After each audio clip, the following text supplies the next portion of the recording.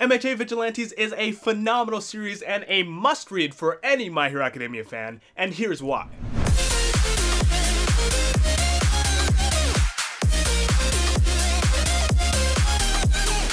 Yo, it's Dono, and recently I finished another volume of the My Hero Academia Vigilantes manga, and boy was it phenomenal. In fact, I might even go get the next volume later today, who knows? I don't.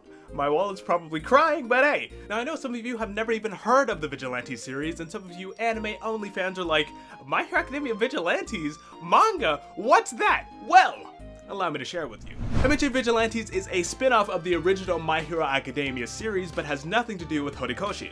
It is instead written by Hideyuki Furuhashi and illustrated by Betancourt, both of which who work with Horikoshi to make sure that everything's good and nothing counteracts what's happening in the main story, and so that everything kind of flows nicely. The story, as the name suggests, is based off the idea of vigilantes within the My Hero universe. Our protagonist Koichi is your average college student who didn't exactly get into the hero program, but still has a desire to save and help people within his community. And because of this, he becomes Nice Guy, someone who illegally uses his quirk to do good and help people within his community. While it isn't exactly hero work, Koichi is satisfied with helping his community and making everyone around him happier, safer, and generally just making the world a better place. Until one fateful night, when he meets one interesting individual. Though Koichi isn't in the hero program and isn't technically on track to becoming a pro-hero, that doesn't stop him from wanting to do good and save people. And his dream of becoming a hero, although illegally, starts to come true when he meets Knuckle Duster, the janitor of the Fist, serving justice and knuckle sandwiches, one villain at a time.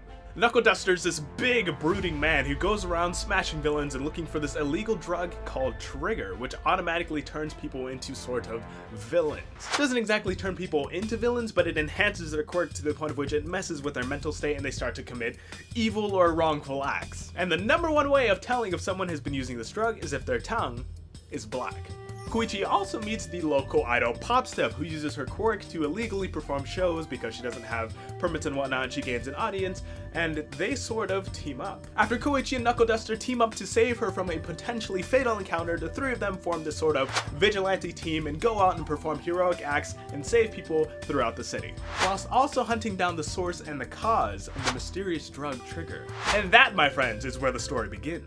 And if that doesn't sound epic to you, I have no idea what would sound epic to you, because that sounds phenomenal. This story has been one of my favorite things that I've read within like the past few months, or even the past year, honestly. It's amazing and I love it, and it's more MHA for the price of like a $10 volume.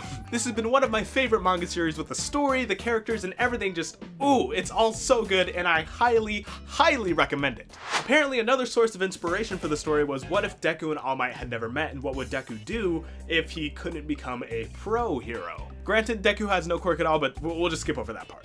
It's like if All Might was Superman and Knuckle Duster was Batman, alright? It's the two sides of the same coin, sort of. Both fighting for justice and trying to right the wrongs in the world, but not necessarily going down the same path. And if you've ever wanted more information or more background on some of the side characters like, I don't know, Stain, Ingenium, Fat Gum, then oh my gosh, this story has it. There might even be a smidge of romance hidden in there somewhere, so I don't know. You gotta check it out and see for yourself. Overall, the story's pacing, writing, and illustrations, masterful. And if you're the kind of person who's interested in hidden references, well, this story has it all. From Western comics to the MHA series itself, there are a ton of things in there for you to find. So hopefully I've done a good job trying to convince you to check out this series, which I don't know how I didn't see it or didn't experience it earlier, but it's amazing. Go check it out. You can find it digitally, you can find it at your local bookstore. It is fantastic, guys. I cannot recommend it enough.